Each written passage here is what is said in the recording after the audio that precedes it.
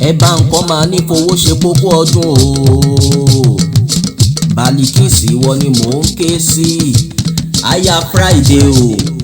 Òkú ní róńgbé sọnù bí ò ṣe bí ọmọ. Bó bá wo olúgbọ́n kó jíire lò pólé o. Àníbọ̀wá rẹ̀ ṣàkó jíire o. Bí wọ́n máa ní fowó ṣe bá ṣàtì jíire àbùṣebùṣe. Ikú rẹ̀ ó sá. Àrùn rẹ̀ ó padà sẹ́yìn dandan ni. Ohun mi kí n bá ẹ délé bàbá rẹ o. Ṣebí wọ́n lọmọ Ẹ̀pẹ́ Alárọ̀. Ìwọ lọmọ Ògúnmọ́dẹ̀dẹ́. Ọmọ Olúyẹ̀kùn àgbà o. Màmá Gabriel o. Ìwọ lọmọ olóbì kan ọ̀wọ́wọ́ tiriwọ́. Ìwọ lọmọ olóbì kan ọ̀wọ́wọ́ tiriwọ́.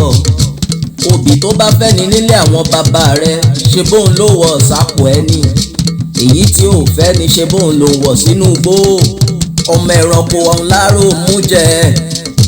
Màmá Emmanuel o. Ìwọ lọmọ ẹni kúkúrú lọ́sàn-án.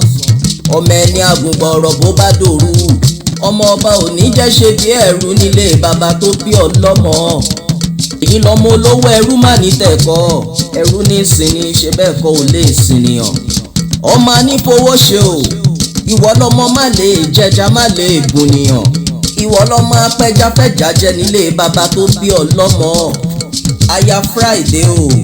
Ó yá máa gbọ́ o. Ọdún ayọ̀ ló máa ṣe. Ọkọ rẹ ò ní dọkọ lọ́kọ. Mo láwọn ọmọ rẹ ò ní dọmọ lọ́mọ. Ilé rẹ ò ní dilé onílé. Gbogbo ohun tó bá ń dáwọ́lé ṣe bóun la máa yọrí sí rere. Ó kú ọdún ìní o. Ó wá ní róńgbé sọnù bí ò ṣe bí ọmọ.